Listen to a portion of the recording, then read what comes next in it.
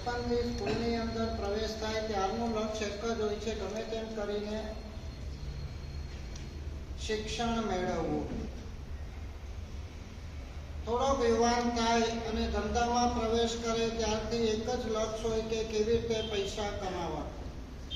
આધ્યાત્મિક ક્ષેત્રની અંદર કોઈ પણ વ્યક્તિનો પ્રવેશ થાય, ધર્મ ક્ષેત્રમાં પ્રવેશ થાય ત્યારનું લક્ષ્ય એકમાત્ર એનું હોય કે આ સંસાર ઉપરથી ઉદ્વેગ કેમ થાય અને આધ્યાત્મિક જીવનની અંદર આપણો પ્રવેશ કેમ થાય. સ્કૂલે જાય અને શિક્ષણનો વિકાસ ન થાય તો સ્કૂલે ગયેલું નકામું છે. ગમે તેટલા બિઝનેસની અંદર પ્રયત્ન કરે પણ જો બેનિફિટ્સ ન થાય, પ્રોગ્રેસ ન થાય તો બિઝનેસના પ્રયત્ન નકામા છે. આધ્યાત્મિક ક્ષેત્રની અંદર ગમે તેટલી સાધનાઓ થાય પણ મન અધ્યાત્મથી વાસિત અને ભાવિત ન થાય તો આ પ્રયત્ન કેટલા ફળદાયી છે આ પણ એક બહુ મોટો પ્રશ્નાર્થ છે. આટલો તપ કર્યો, આટલી સાધના કરી, આટલી વ્યાવચ કરી, આટલી ભક્તિ કરી પણ મારો આત્મા આ બધાથી વાસિત અને ભાવિત કેટલો થયો, પરિણત કેટલો થયો એની આપણે ક્યારેય પણ નોંધ લેવાનો પ્રયાસ કર્યો નથી. પરિણતિ સ્વભાવરૂપ બનતી હોય છે અને સ્વભાવરૂપ જ્યારે બને ત્યારે આત્મસાત થઈ કહેવાતી હોય છે. આત્મસાત થયેલી પરિણતિ જીવનના પ્રત્યેક વિચારોની અંદર, પ્રત્યેક ક્ષણોની અંદર, પ્રત્યેક પ્રવૃત્તિની અંદર એની જાગૃતિ દેખાતી હોય છે. પછી ત્યાં એવું ના આવે કે સંસારમાં બેઠા છે એટલે કરવું પડે, આ શબ્દ આવે જ નહીં. લગ્નમાં ગયા, રિસેપ્શનોમાં ગયા, આટલી બધી આઈટમ જોઈ, હવે શું કરીએ સાહેબ, બધા સાથે છે એટલે જવું પડે ને ખાવું પડે, રાતે ખાવું પડે ને આઈસ્ક્રીમ એ ખાવા. પરિણતિનો અભાવ છે. પરિણતિ એ સાધનાની કટ્ટરતાનો એક પરિપાક છે અને એ પરિપાક આવે એટલે આધ્યાત્મિકતા એટલી બધી ભણાયેલી હોય કે એને ના કહેવાનો પ્રયત્ન ન કરવો પડે, સહજ ના થઈ જાય. નહીં ભાઈ, આ મારે ન જ ચાલે. ગઈકાલે વાત કરી હતી, એમને મળી જશે સમ્યક દર્શન. સંસાર ઉપરથી, સંસારના સુખો ઉપરથી, સંસારના વિષયો ઉપરથી, સંસારના પદાર્થો ઉપરથી, સંસારના પૂતગલો ઉપરથી, સંસારની મોહ માયા સ્વજનો પરિજનો ઉપરથી, સંસારના વ્યવહારો ઉપરથી છોડવાની વાત નથી પણ મન ઉઠી જાય ત્યારે સમ્યક દર્શનની શરૂઆત થાય. આપણને જ ખબર પડે હો, બીજા કોઈ નહીં. કેવી રીતે તમે કરો છો એના ઉપરથી નક્કી થાય. રાચી માચીને કરો છો, હસ્તી કરો છો, ગમતા ગમતા કરો છો કે પરાણે તમારે કરવું પડે છે માટે કરો છો. શાસ્ત્રમાં સરસ મજાની પંક્તિ આવે છે, જેમાં ધાવા ખીલાવત બાળ. એક માતા, સગી માતા પોતાના દીકરાને લાલન પાલન કરતી હોય ને એક ધાવ માતા પોતાના દીકરાને લાલન પાલન, બેમાં ફેર કરો.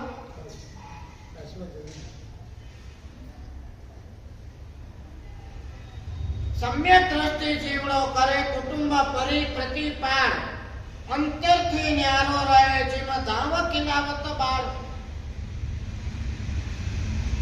ક્યાંય નાય નથી પાડી, બધા અહીંયા આવી જાઓ, સાધુપણું લઈ લો એવો બધાનો પ્રયત્ન પણ નથી હોતો, બધાનું સત્વ પણ નથી હોતું, બધાનું પુણ્ય પણ નથી હોતું, પણ ત્યાં રહીને પણ તમે સાધુ જેવું જીવન જીવી શકો છો, ભાવથી, પરિણતિથી, અંતરથી.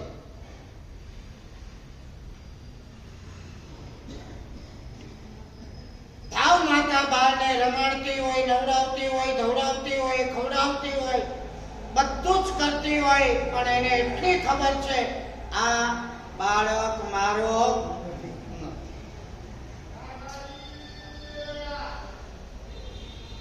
કુટુંબનો તમે પ્રતિપાળ કરો, આ છોકરો, આ પોત્રો, આ પોત્રી, આ પત્ની, આ મારો બિઝનેસ, આ સગાવાળા, આ વ્યવહાર, પણ અંદરથી તમને કોઈ દિવસ એવો ફિલિંગ થાય છે આ મારું નથી?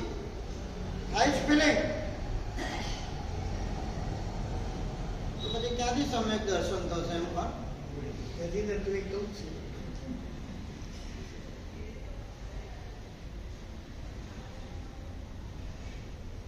અને આ સંસાર ઉપરથી મન ક્યારે ઉઠે એનું પણ રીઝન આપ્યું છે.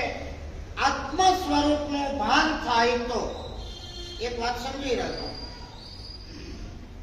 એક વસ્તુ ઉપરથી મન ઉઠાડવા માટે એના કરતા ચડિયાતી બીજી વસ્તુ આપણને મળે તો એક વસ્તુ ઉપરનું મન આપોઆપ ઉઠી જાય. બરાબર? આના કરતા આ હોટેલ સારી, આના કરતા આ થિયેટર સારું, આના કરતા આ એરિયો સારો છે કે નહીં? ડિસ્ક્રિમિનેશન. અને પછી ત્યાં આપણી રુચિ ચોટે છે. આ ચોઈસની અંદર જ આપણે આગળ વધતા હોય. પાલડી કરતા હવે બોપલ, સિલજ, હવે પ્રેસ્ટીજ ત્યાંની વધારે છે, સ્ટેટસ ત્યાંનું વધારે છે. દરેક વસ્તુની અંદર એક ક્વોલિટી છે. અને ઉપરની ક્વોલિટી મળે એટલે નીચેની ક્વોલિટી, ઉપરનો મોહ આપોઆપ ઓછો થઈ જાય.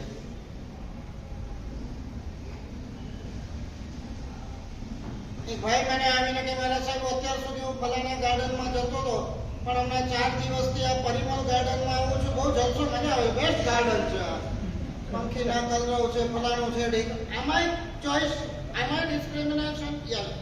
હવે હું તમને કહું કે એક વખત આ ગાર્ડનમાં આવ્યા પછી ઓલા ગાર્ડનનો મોહ આપોઆપ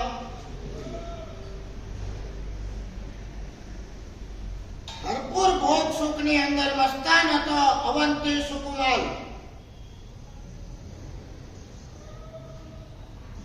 તમને ખબર છે કે મહાત્મા પાઠ કરતા હતા ઉપાશ્રયની અંદર, અને પાઠની અંદર દેવલોકના નલિની કુલમાં વિમાનનું વર્ણન આવ્યું. પૂછે છે વોટ ઇઝ ધીસ? દેવલોકનું અદ્ભુત વર્ણન. અને સાંભળ્યા પછી અવંતી સુકુમારને થયું કે મારે જવું છે દેવલોકમાં, નલિની કુલમાં વિમાનમાં. અને આ વર્ણન સાંભળ્યું પછી અહીંયાના તમામ ભોગ સુખો આ અવંતી સુકુમારને છોડા જેવા ગંધાતા લાગ્યા. અત્યાર સુધી હાઈ લાગતા હતા, પણ ટોચના ઉપરના ભોગ સુખ સાંભળ્યા એટલે અહીંયાને કેવા લાગ્યા? ભાઈ લાગે છે ને, અમેરિકા જઈને આવો એટલે ઇન્ડિયા કચરો જ લાગે ને. એક વાર જઈને આવે એટલે આમ 6-12 મહિના સુધી રેકોર્ડિંગ અટકે નહીં એનું. હા, અમેરિકા, યુએસમાં તો આમ ને યુએસમાં તો સાલા ઇન્ડિયામાં કઈ બધું કચરો છે. ખાવાનોય કચરો, રોડે કચરા ને સફાઈનોય કચરો ને કઈ જ નથી. આપણો પદાર્થી છે કે ઉપરનું સારું દેખાય એટલે નીચેનું કચરો લાગે, હલકું લાગે, મોં છૂટ્યા વગર એ નહીં. એવી જ રીતે જયેશભાઈ, હવે સંસાર ઉપરથી મન ક્યારે ઉઠે? જ્યારે આત્મ સ્વરૂપનું ભાન થાય ત્યારે.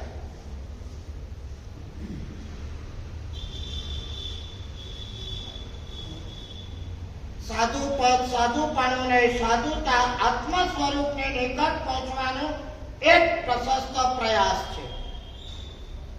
શું છે સાધુતા? તમને લોકોને એમ લાગે ખરું કે આ ભાવમાં સાધુતા નથી પામ્યા, આ જન્મ આખો નકામો છે. જે દિવસે ઘરે સાધુ સાધ્વીના પગલા ન થાય એ દિવસ વાંચ્યો, અને આ ભાવમાં સાધુતા ના મળે તો આ ભાવ આપણો વાંચ્યો.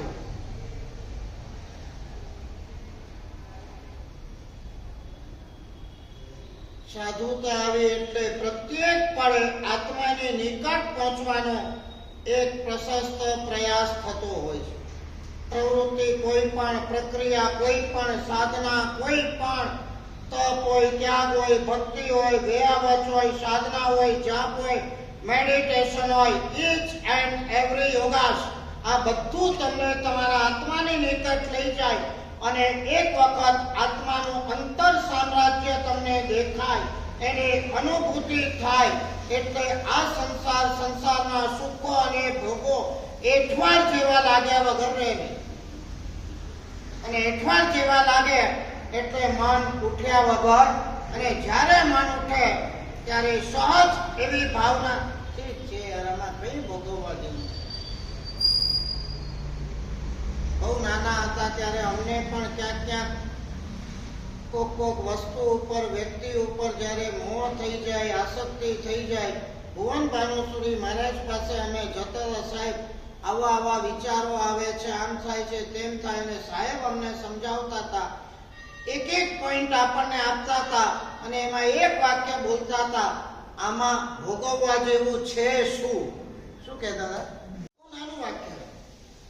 આ તો અનંતી વાર આપણે ભોગવ્યું, આ તો એઠવાડ છે, આના કરતા ચડિયાતા કંઈક ભોગ છે, પણ એમાં ભોગવવા જેવું છે શું?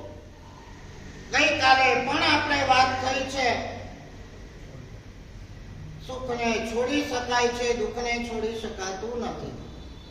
સુખ છોડવું આપણા હાથમાં છે, દુઃખ છોડવું આપણા હાથમાં નથી.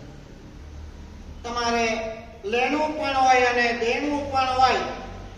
અમૃતભાઈ, 10 લાખનું તમારે કોકની પાસે લેણું છે, લેવાના છે, પણ તમે ધારો ઓલાની પરિસ્થિતિ નથી, ઓલા પાસે પૈસા નથી, જે બી કામ છે સારું ભાઈ નહીં આપતો, તમારા હાથમાં ખરું નહીં, તારી તાકાત ન હોય તો નહીં આપતો, નથી જોવા, તમે એને છોડી શકો છો. પણ તમારે જેને 10 લાખ દેવાના છે,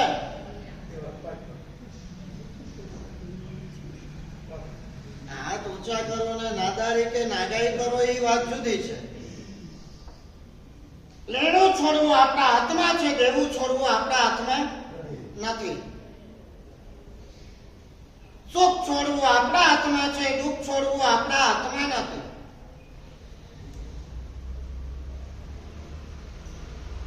સુખને મેળવવાનો ઉપાય પણ આ જ છે કે સુખને છોડતા જાઓ, એ જ સુખને મેળવવાનો ઉપાય છે. તેન ત્યક્તેન ભુંજીથા, ગીતા પણ એમ કહે છે. એક કોટેશન કહું છું. અને દુઃખ મુક્તિનો ઉપાય પણ છે સુખ મુક્તિ. એક સવાલ પૂછીશ ને જયેશભાઈ, મૂંઝાઈ જશો તમે. સુખ જોઈએ છે કે દુઃખ નથી જોઈતું? આ બેમાંથી એક વસ્તુનો જવાબ આપો.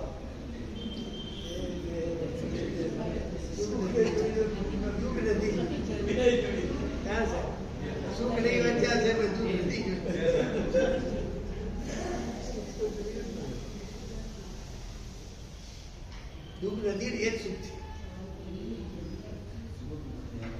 તમે પરમાત્મા મહાવીર દેવને આજે જઈને એટલું ખાલી કહી દેજો, મારે સુખ જોઈતું નથી. અને ભગવાન તમારી વિનંતી સાંભળવાના જ છે, સમજી લેજો. આ શું યાર વાત કરો તમે? લેશિયા ઊંડે ઊંડે એવી છે, દુઃખ જેટલું આવતું એટલું ભલે આવે, પણ સુખ તો જોઈએ. કોઈ પણ જીવને આ લેશિયા છે. એમને મોલા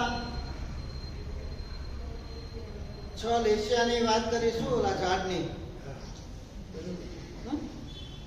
મરવા તૈયાર છે પણ છોડવા તૈયાર નથી. દુઃખ ભોગવવા તૈયાર છે, સુખ છોડવા તૈયાર નથી. જીવની ઊંડે ઊંડે આ લેશિયા મજબૂત છે.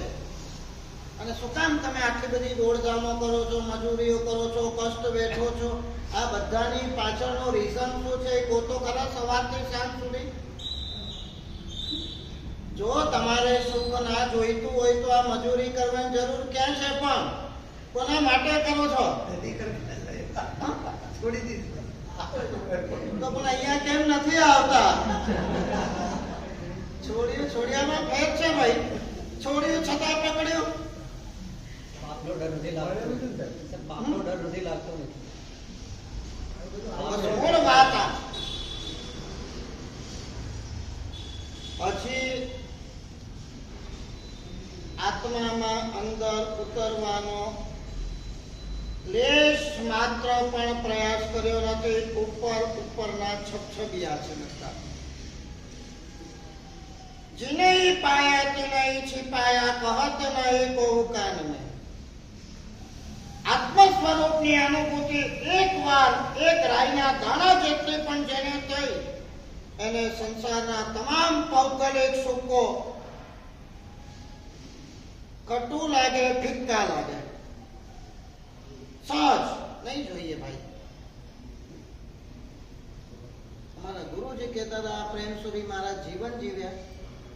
તમે વિચાર તો કરો, જે આટલા 100 સાધુના ગુરુ હોય, આટલી ગોચરી આવતી હોય, વૈશાખ મહિનો હોય, કેરીના રસની તરફણીઓ ભરીને આવતી હોય. પ્રેમસુરી મહારાજ, ભુવન ભાનુસુરી મહારાજને તો અમે જોયા છે નાની ઉંમરમાં ચંદનબાળાની અંદર. ચંદનબાળા જેવા વાલકેશ્વરના એરિયા હોય, તરફણીઓ ભરીને કેરીના રસ આવતા હોય, બધા 50 સાધુની માંડી હોય, વાપરતા હોય. ને ભુવન ભાનુસુરી મહારાજને લુખ્ખું સુખ્ખું આંબીલ હોય. કારણ કે આત્મ સ્વરૂપને અનુભૂતિ કર્યા પછી એમ લાગે આ કેરીના રસમાં કઈ જ નથી. હમણાં વાપરીશ, એઠવાડ થશે, વિષ્ટા થશે, જતી રહેશે સંડાસમાં, અને એના દ્વારા ઊભા થયેલા ચીકણા રાગદ્વેષના કર્મ મારે પોતે ભોગવવા પડશે. સહજ. અને આપણે 8 ને 14 આવે તોય ઊંચા નીચા. ક્યાં સમ્યક દર્શન, ક્યાં ધર્મ, ક્યાં સંસ્કાર, ક્યાં આત્માનુભૂતિની વાતો.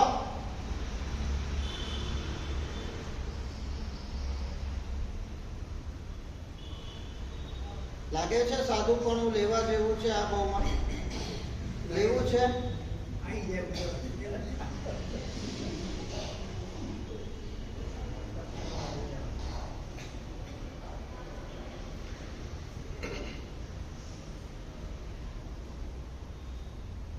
આવું સાધુપણું દુનિયામાં ક્યાંય નથી. સાધુપણું કદાચ તમને ખબર નહીં હોય કે જે નવપદની ઓળીના આપણા નાયક છે, મહાનાયક છે શ્રીપાળ મહારાજા, જીવનમાં કેટલીય ઉથલ પાથલો આવી ગઈ. છેલ્લે 9 સામ્રાજ્ય પણ મળ્યા, પણ અંદર ખાને સંસાર ઉપરથી મન ઉઠી ગયું. દુઃખ ઉપરથી તો મન ઉઠે, પણ સુખ ઉપરથી પણ મન ઉઠી જાય ત્યારે સમ્યક દર્શનની નિર્મળતા કહેવાય. દુઃખમાં તો માણસ ઉદ્વેગ પામે, કંટાળે, ત્રાસ થાય, પણ સુખમાં કંટાળો આવે એ સમ્યક દર્શનની સાચી નિશાની. સારું ન ગમે, ભોગવવાની ઈચ્છા ન થાય, લાત મારવાનું સત્વ ઉભું નહીં. ભાઈ કઈ નથી ભોગવવું, જવા દો ને યાર. બહુ ભોગવ્યું છે. ઘણા આપણા જીવનમાં 2 ચીજ બહુ જરૂરી છે. એક આધ્યાત્મિકતા અને બીજા નંબરમાં વૈરાગ્ય. આત્મા તરફ દ્રષ્ટિ હોય તો આધ્યાત્મિકતા કેળવાય, અને આધ્યાત્મિકતા કેળવવા માટે ડગલે ને પગલે વૈરાગ્ય ઉછળતો જોઈએ.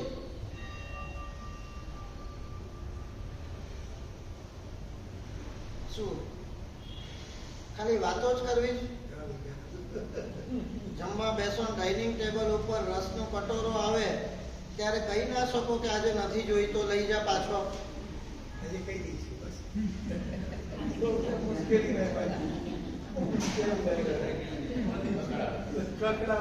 રસના કટોરા પીતા જવાના અને વૈરાગ્ય ને અધ્યાત્મની વાતો કરવાની. ક્યાં મેળ મળે એવો છે એમ તો ખરા. વાતો કરવી બહુ સહેલી છે.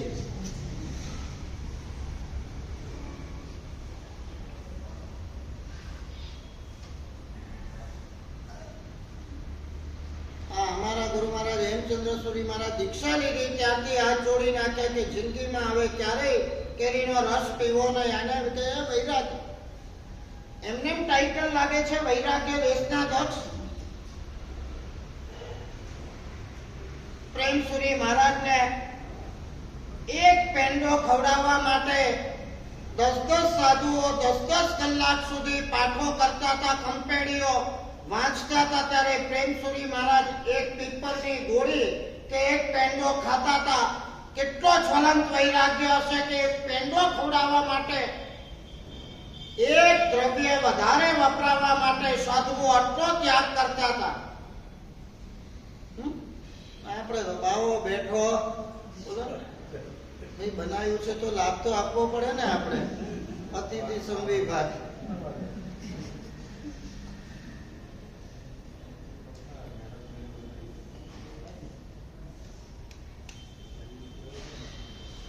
આપણે આપણા નિર્ણાયક બનવાનું છે.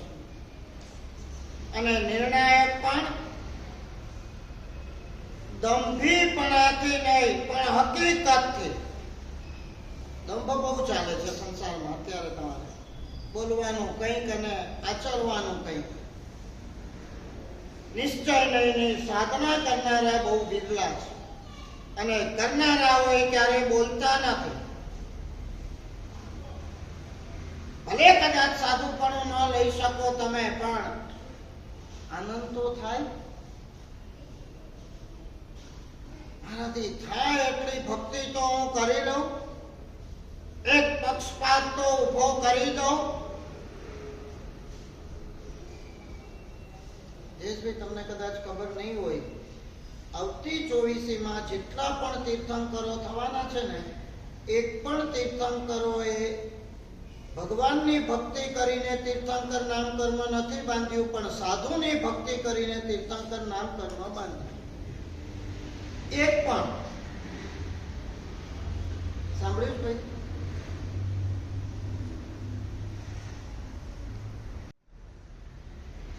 હમણાં અમે પાલિતાણામાં હતા, એક છોકરો મને કે માસા માલિશ કરવાનો લાભ આપો, પગ દબાવવાનો. આવ્યો, સરસ માલિશ કરી, અડધો કલાક સુધી પગની માલિશ કરી. આપણો એકદમ રિલેક્સ થઈ જઈએ, થાક ઉતરી જાય. અમારે પ્રવચનના થાકો બીજા તે આમ એકદમ રિલેક્સ થઈ ગયો. અને પૂછ્યું કે ભાઈ આટલી સરસ માલિશ કરે છે, શું છે તું, આમ શું કરે છે શું નહીં? મને કે મારા સાહેબ અમારા શેઠ છે અને અમારા શેઠે અમને પાલિતાણામાં રોક્યા છે કે જે પણ આચાર્ય ભગવંતો હોય, મોટા આચાર્ય, કોઈ તકલીફ હોય, સાજા હોય, માંદા હોય, એ બધાની તો માલિશ કરશે. માલિશ કરવાની હું નોકરી કરું છું.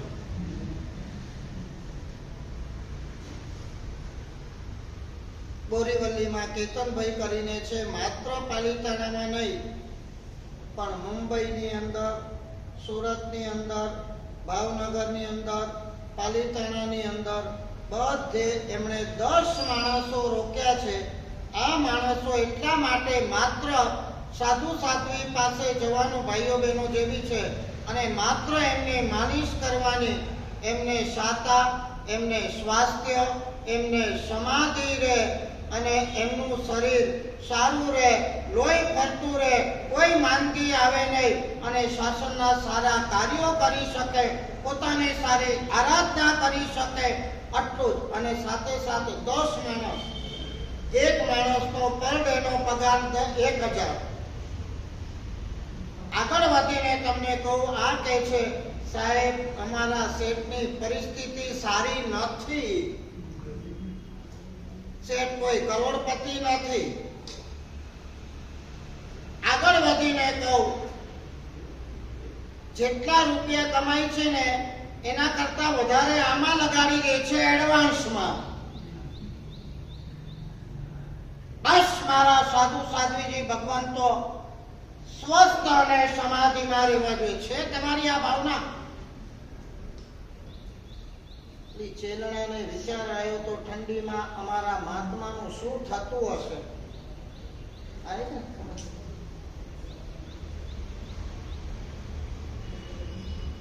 42 ને 43 ડિગ્રીએ પારો જાય ભલે હું કહું તમે એ કન્ડિશનમાં મોજ કરો, પણ તમને વિચાર આવે કે અમારા હજારો સાધુ જો બિચારા શબ્દો નહીં બોલતા હો, અમે બિચારા નથી, સાત્વિક છીએ, કુમારીથી ભરેલા છે, પણ આ મહાત્માઓ કેવી રીતે સહન કરતા હશે આટલો વિચાર તમે કરો.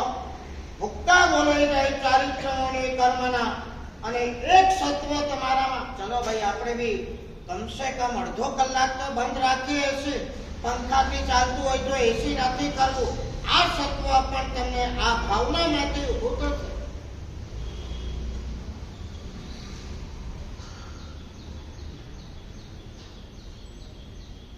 ભાવનગરમાં એક શ્રાવક છે નગીનભાઈ, એને નિયમ છે સાધુ સાધ્વીજી ઓરવા આવે, ઘરેથી આવે ઓફિસથી જમવા અને પૂછી લે શ્રાવિકાને આજે કોઈ સાધુ સાધ્વી ઓરવા આયા છે?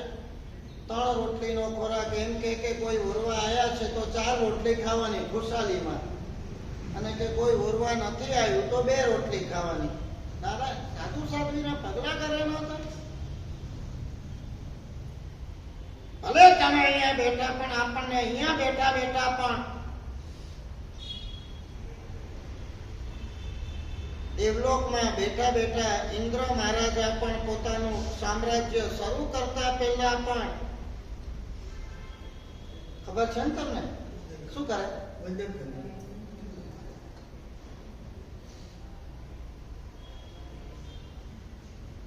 આ 15 કર્મ ભૂમિમાં રહેલા મહાત્માઓને વંદન કરીને ઇન્દ્ર સભામાં બેસે છે. તમે તમારી પેઢી ઉપર બેસતા પહેલા આ કામ કરો ખરા? ધન્ય છે આ સાધુ સાધ્વી જેમણે સંસાર છોડ્યો, પેઢી છોડી. આ બધા 15 કર્મ ભૂમિમાં રહેલા સાધુ સાધ્વીજી ભગવંતોને પ્રણામ એવા ભાવથી કરું છું કે એમણે તો આ સંસારને પેઢી છોડી, મારો સંસાર અને પેઢી ક્યારે છૂટે એવા ભાવથી પેઢી પર બેસો ખરા, અને બેસો, છૂટ્યા વગર રહેશે નહીં. વિરતીધરને પ્રણામ કરીને ઇન્દ્ર સભામાં બેસે છે. એક પણ સમ્યક દ્રષ્ટિ દેવ ઇન્દ્ર એવો નથી કે 15 કર્મભૂમિમાં રહેલા સાધુ સાધ્વીજી ભગવંતોને વંદન કર્યા વગર પોતાના કાર્યની શરૂઆત કરે. અન્વાજોગ છે કે સાધુ નથી થઈ શકતા, પણ સાધુપણાનો તીવ્ર પક્ષપાત તો આપણે ઉભો કરી શકીએ કે નહીં? અને આ પક્ષપાત જ આપણને આજે નહીં ને કાલે સાધુતાની નિકટ અને સાધુતા અપાવવામાં કારણ બનશે.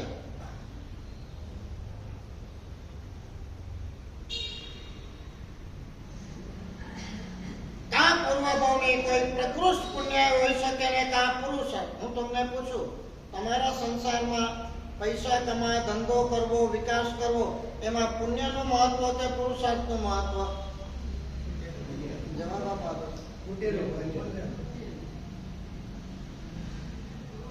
ધર્મ ક્ષેત્રમાં સાધના કરવા માટે પુણ્યનું મહત્વ કે પુરુષાર્થનું મહત્વ?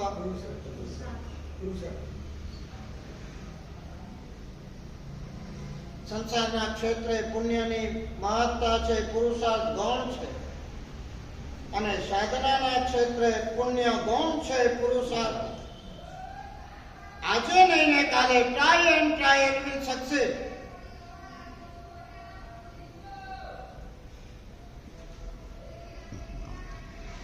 આખા કુટુંબો નીકળતા હોય, 10-10 વર્ષના બાળકો નીકળતા હોય, અને આંખમાંથી આમ પશ્ચાતાપના કોઈ આંસુ આપણને નીકળે નહીં.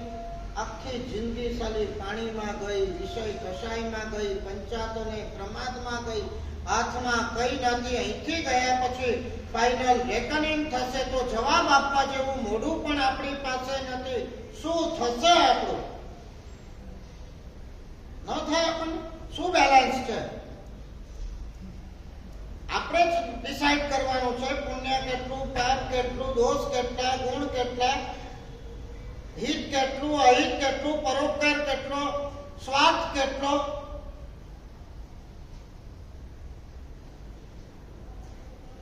અને હમણાં જોઈએ છે બધું. હમણાં એક વિચાર આવ્યો જયેશભાઈ આવતા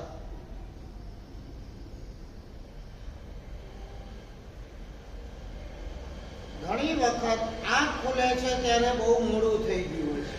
બરાબર? અત્યારે જોઈએ છે આપણે એકદમ તગડો માણસ હોય, ભાઈ કે બેન XYZ હોય, અમારી પાસે આવતા હોય, રોજ બરોજ આવતા હોય, શું છે ભાઈ મારે સાહેબ એન્જિયોગ્રાફી કરાવવા જઈએ છે. અરે ભાઈ તું તો દોડતો છે, તગડો છે, કઈ છે નહીં તને? હા મારા સાહેબ છાતીમાં દુખતું તું, ડોક્ટર એન્જિયોગ્રાફી કરાવી લો, સલાહ આપી, એન્જિયોગ્રાફી કરાવવા જઈએ છે. એન્જિયોગ્રાફી કરાવી પણ કરીને 3 નસ બ્લોક આવી ગઈ. રોજની ઘટનાઓ છે. આ થાય છે ત્યારે થોડી આંખ ખુલે છે. થોડી કહું છું. હા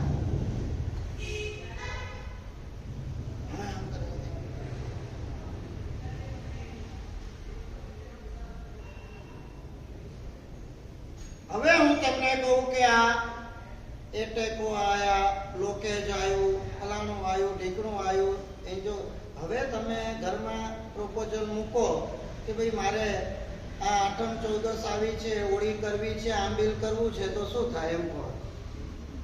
કોણ કરવા દે? આંખ ખુલે ત્યારે બહુ મોડું થઈ ગયું હોય એના કરતા બહુ મોડું થાય એના પહેલા આંખ ખોલી નાખવી સારી. સમજ્યા વાત? આંખ ખુલે ત્યારે બહુ મોડું થઈ ગયું હોય છે એના કરતા થોડું પોઝિટિવ ચિંતન કે ભાઈ મોડું થાય એના પહેલા આંખ ખોલી નાખે, બેડો પાર થઈ જાય. આંખ તો વહેલી કે મોડી ખોલવી જ પડવાની છે, બધાએ ખોલવી પડવાની છે. આગળ કે પાછળ, વહેલા કે મોડા, બધાએ ખોલવી પડવાની છે. કેમ કે બંધ આંખે આપણા આત્માનું કોઈ કલ્યાણ નથી. સાજા કે માંદા, સમજદારીપૂર્વક કે અસમજદારીપૂર્વક, કોકની પ્રેરણાથી કે આપણી જાતે ફટકા ખાઈને કે ગમે તે રીતે આંખ ખોલવાની છે, પણ ખુલે ત્યારે મોડું થઈ ગયું હોય એના કરતા પહેલા મોડું થાય એના પહેલા આપણે ખોલી નાખીએ તો બહુ સારું છે. સમજાય છે દર્શનભાઈ? સ્તુતિમાં આવે છે ને, જીવને જમણાનું તેરું આવ્યું, સર્વ મેલીને આવડતું હશે બેન. રહો રહો જમણાજી આજનો દાડો, શત્રુંજય જઈ આવુંજી, શત્રુંજય જઈને દ્રવ્ય જ ખર્ચું.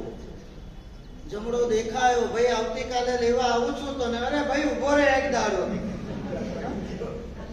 શત્રુંજય જઈ આવું, અભિષેકની બોલી આવું. એક દિવસમાં આખી જિંદગીનું પુણ્ય બાંધી આવું ને મારા ફ્યુચરને સેવ કરી આવું.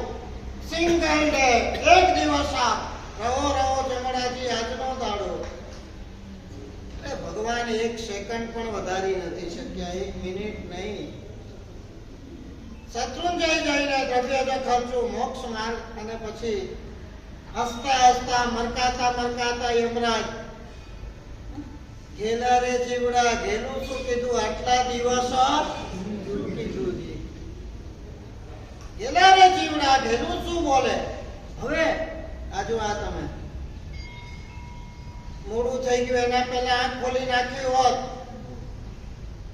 તો યમરાજને આ જવાબ આપવાનો વારો ના આવ્યો હોત. બેસ હવે હજી મારી પાસે તો 2 વર્ષ છે, 2 વર્ષમાં એવું કરી નાખીશ કે મારા 200 બહુ સુધરી જાય. પણ હવે ધી એન્ડ, હવે હાથમાં કઈ નથી હવે કરવાનો. મતલબ બહુ જ માર્મિક વાત સારી ભાષામાં તમને કહું છું, અલગ અલગ એંગલોથી, અલગ અલગ ચિંતન રૂપે કહું છું કે ભાઈ આપણે મોડું થાય એના પહેલા આંખ ખોલી નાખશું તો આંખ બંધ થાય ત્યારે પસ્તાવાનો વારો નહીં આવે. એ માટેનો પ્રયત્ન કરશું.